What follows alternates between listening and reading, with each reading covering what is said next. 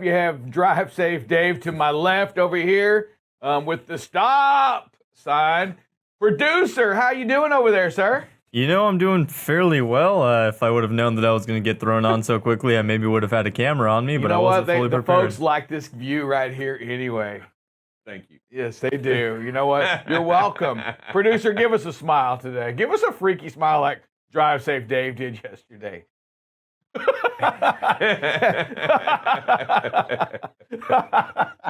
That animal thing, you know, yesterday we had the cat getting milked or no, come on. Yes. What was that? Feeding on getting breastfed. It was hungry, you know. The cat was hungry. You got to do what you got to do.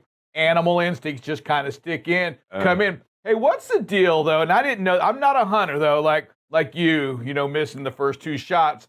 But Drive Safe Dave, tell me what I didn't. If a deer, I didn't miss the first 2. I didn't you? No, I didn't. And the second one hit right in hard. Stop it, Elmer Fudd. Listen to me for a second. I thought if a deer had antlers, it was not a doe. It was a buck. Yes. Is that true? Yes. Yes, of course. And that's how you can see it. But just like nature has its anomalies, right? And in both. It just sometimes is different. Well, there's a 16-point that got shot up in Missouri. That's a doe. And that's a doe. That doesn't make any. Is it a doe? It is a doe because it why? What makes it a doe? It can have babies. That's what makes it a doe. It can be, it can make babies, but not anymore because it was, not. It can make babies or it can produce babies? It can do both. Gotcha. So news to me, I didn't know that. Maybe that's a Big Blue, the big hunter. And for those of you who don't know Big Blue, haven't seen him on the show, Big Blue is one of a big game hunter out of West Texas. All right, we're going to keep moving on here because we have some sad news to really report. What is that? El Chapo's wife. 3 years. 3-year sentence in a federal prison. You know what I'm saying? If anybody deserves a pardon, anybody deserves deserve a pardon? It's El Patron's wife, man. Give her a pardon. I mean, she's legendary. Well, just give her a pardon. There's been worse people that have gotten pardons. Drive Safe. Yes, there have. Give me somebody who's been worse than that's got a pardon, that has received a pardon. I'm gonna probably go out and say Nixon.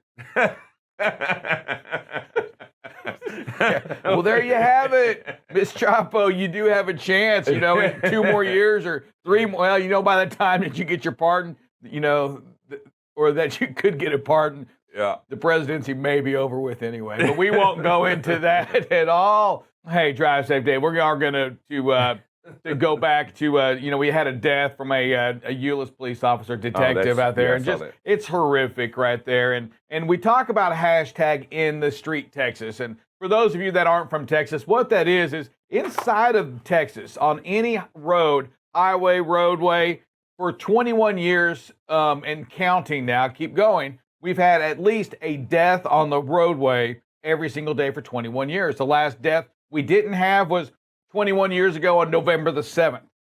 It's been a long time, and we just come off another one in Euless in which an off-duty detective was killed in an intersection. And we talk about this by a drunk driver, you know, a supposedly drunk driver.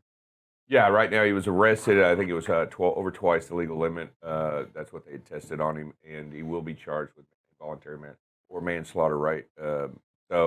But, you know, the deal, and I know we continue to talk about it, but I want everybody to understand that what we're really dealing with here is an opportunity to change the status quo, change the number of deaths every single day, change what's going on, and we got to do it one person at a time. We got to find a way to make a difference. Yeah, and so listen, if you're in Texas, right, you're going to drive through Texas, you're a resident of Texas, Euless, Dallas, anywhere in Texas, El Paso, such a big state.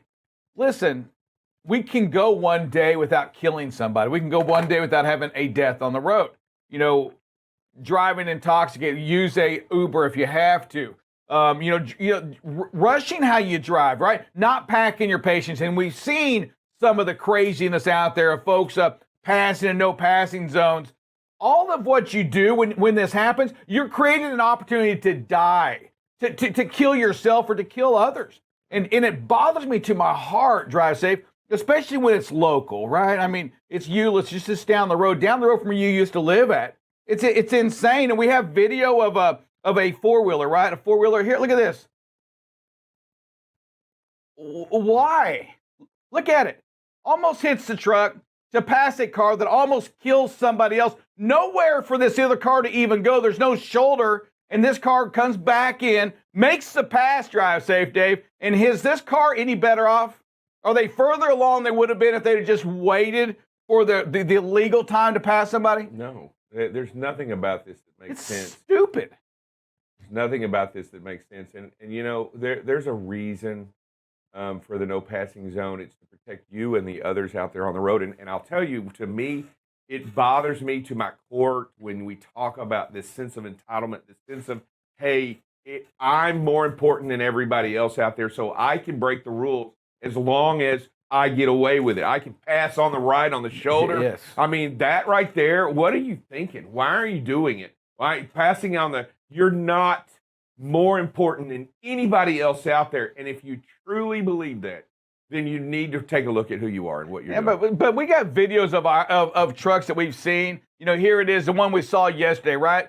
It's the the cattle hauler. Yeah, I got nothing in my trailer right now, but I've got to get there, and I'm going to go up the daggum hill. And look, drive safe, Dave. I'm going to still stay in that lane, not really worried about what's on the other side. Yeah. And that's a big truck. That's one of our brethren out there representing our company, representing, this country, representing the truck drivers of America in how we drive the big truck, because I'm more important. My truck goes faster than yours. I'm a cattle hauler. That's what I'm supposed to do. So talk to me about Dr. Oz. What's going on? Well, Dr. Oz has put his hat into the ring for a run for Senate in the state of Pennsylvania, and feels like he could bring the medical the medical viewpoint to the Senate. Right, his expertise. That's what he's saying. Tell me a little bit about Dr. Oz. I can tell you about the Wizard of Oz, but not a lot about Dr. Oz. Give us, Drive Safe, Dave, your Washington inside view on Dr. Oz. Yeah, I have a Washington inside view on, but I will. He does a show on TV that I don't watch. So that's about as far as I know. He does an afternoon show, I believe, on one of the networks. Here's one where he's got his signal on. Right, this just is. There's no reason to do this, right? And then the driver here, I'm sure, would complain that this driver jumped out there in his lane, right? But when you look down, what you don't see is this truck here, not the one that's making the lane change, but the truck out in the left lane is doing 82 miles an hour. What for, right? That's clearly over the speed limit. Why are you doing 82 miles an hour? You're never going to answer that with a safe answer. You're not going. It's just impossible to do so. You've got to slow down, pack your patience, and then don't do that. Don't make the situation worse by flashing your brights at the driver ahead of you. Yeah, I mean, anytime I see that, to me, it's like when you're in the road and somebody cuts you off and you honk and give them that long honk. I mean, okay, what's the point? I mean, it's already happened, and you're honking, to make them feel uncomfortable. It's kind of the same thing here. We see the flashes coming on. I don't think your hand got stuck saying it's okay to pass me. I think that wasn't a blink over. That wasn't a blink over. Come on over. That was a, hey buddy, you pulled out in front of me, and I'm going to leave my brights on, and I'm going to tailgate all the way, and I'm going to make you feel as much as uncomfortable, and not even consider the safety aspect. Yeah, and no matter what, understand right now, we have no idea the person driving what's going on in front of this truck. And the closer we get, the worse off we are. And here we are, we're trying to show a lesson, and yet all we're doing is putting ourselves in a bad situation, is creating an unsafe opportunity, an opportunity for death or an accident should something happen. It doesn't make any sense. No, it really doesn't. And you ask any driver, and drive say, Dave, the first thing comes to mind when somebody does that or does the excessive horn, in my mind, even though they're not what I picture, they're flipping me off, right? That's what everybody goes with, that negative connotation. And that now things get escalated. You get the road rage, you get the mad, and then again, you get something, and it never fails. Somebody takes what they deem as a bad act, and they make another one right behind it. And, and here, this one, tailgating where you can't see. Here again, this is tailgating, folks. Remember, count the dashes. If you don't have a sign, there's less than 2 going by there. And then look at that right there. What happens here if something, everything checks up and you start to make that lane change, and looked like there was less than 10 feet from the left corner of this truck to the car when you start to go out over in that left lane. Folks, you got it right here. You got to be patient. There's a truck in the lane. If this truck blows a tire, you've got nowhere to You're go. too close to all of these vehicles Yes. at this speed. You got to back off. We talk all the time about the Smith system, right? You have to leave yourself an out. Where's the out, right? Where's the out right here? There is none. And so you've got to slow it down and back it off. Man, this is scary. And again, watch what this vehicle comes out there, passing in and no passing, just gets in before the other oncoming vehicle. Great job by this driver, slowing down. Hey, if I could encourage you all, one thing, slow down quicker. When you see that car out there, you see the yellow line, it doesn't see it, and then all of a sudden there it is. So just slow down, let them in, but man, it is dangerous. We spoke about this, and it seems like that we're seeing more and more of those. Next one here. And it's a great job, right? Coming in the major city, keeping the space, slowing down. Look at all the space there. Just a phenomenal job in this heavy traffic. And that's the thing you just got to realize. At this point, you're not going anywhere. Just be patient, ride it out. I mean, this is true in every major city, so you just might as well just ride it out. Yes, downtown New York City right here. And here, we have not seen a construction zone in a while, right? Don't forget, somebody's going to jump out, right? But again, great speed, great space. But the people in that left lane where all them workers are, they're just flying by there. So great job by this driver. There comes one, and I think there's another one that comes out in the video as well. So again, a lot of lane changing. Great job by this driver, keeping the speed and the space so that people that are going to do that can do it, and they're going to do it safely, though. Yeah, everything's done right in this video right here Yes. from the driver. We're making sure we have plenty of space. People are going to go in front of us. We realize that it's going to happen whether we want them to or not. Let's just give them that opportunity. Continue to keep your space, keep that traffic moving. Phenomenal job, and somebody here packed an extra dose of patience. Yes. Great job, driver. And then here's one, this was a discussion with the driver. What did they learn from it? And they learned the exact thing that they needed to be. And that was, hey, you see this merge point coming up? There is more than a better 50-50 chance that this was going to happen. And it had to be back. And the driver said, well, what I need to do is back off right here. Absolutely right. Let them in. Create the space. See what that driver is going to do. You don't know. But what you could have done is just back off and allowed all the space in the world just for a few seconds. And this doesn't happen. So again, these merge points, after intersection, these merge points are some of the most dangerous places. And even at night when there's only a couple vehicles, they're still dangerous. But that's up to this driver to create that safe environment. All right, drive safe. Give me your thoughts on this. You gave me a crazy look. The crazy look, first of all, this guy never saw this truck. Never saw this truck. Guy coming on, believe it or not, for some reason never sees the big truck in his blind spot coming over and moves all the way over. It makes it really tough to judge what's going on here. You would never assume that car would be into your. I'm going to tell you, if I'm the truck driver, and again, I don't have the miles and miles like you do, drive safe, Dave, but I will say that the merge happened over here to my right lane. I'm not expecting this dude to come over to my lane. I mean, why in God's... That doesn't even make any sense. What you see right here is that I've already moved over. I gave this driver the car, the four-wheeler, plenty of room to merge onto the highway here, and yet he just keeps on going, and doesn't make any sense to me.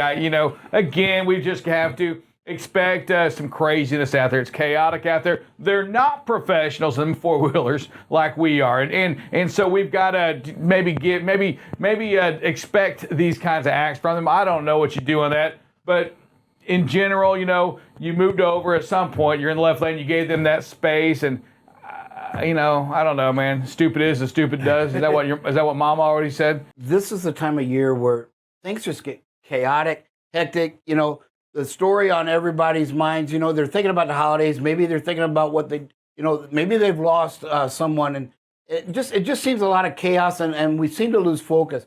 And we're seeing it all across the board. We're seeing it from motorists. We're seeing it from truck drivers.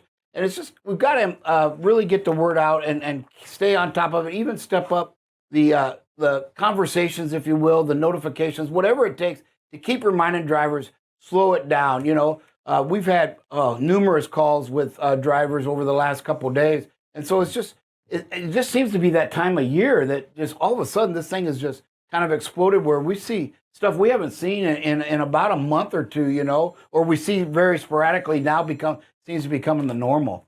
And so we want to continue talking about defensive driving, right? And we talked already about speed and space as the two most important factors when you're trying to be defensive out there.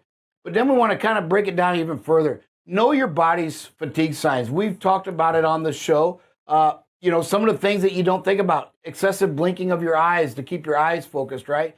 Excessive yawning, fidgeting in your seat, right? Having to move your arms around, things you got to do to stay awake. That's your warning sign to get off the road, right? You've got the weather coming up. You add that to the fact that if you're fatigued, you're asking for an accident. You've got to know your body signs, right? And one of the things just kind of want to remind, we used to remind all the time was, hey, stress. Your job is one of the most stressful jobs in this country, and it's the number one cause of fatigue. And fatigue is the number one cause of distracted driving. And when you really boil it down, we all kind of really believe that distracted driving is probably the cause of every accident. Something made that bad decision. You know, it may not be this distraction that's common like a cell phone or something where you took your eyes off, but maybe you're looking straight ahead, but you're distracted because of something that happened at home. You're distracted because something happened during the day. Maybe you had that argument with another driver. Maybe it was your dispatcher, you know, whatever the case may be, you know. And so you've got to take the time to get off the road and calm down, and so you can be focused, because you can look straight ahead and not be focused on what you're doing. Many of us have had that scenario where you've driven 40, 50 miles and your exit comes up and you're like, where did that time go? You were looking, you were watching down the road, but you weren't focused. You were distracted and you didn't even realize it. So we really want to focus on being fully rested so that your mind can be sharp and that you can stay focused out there all the time.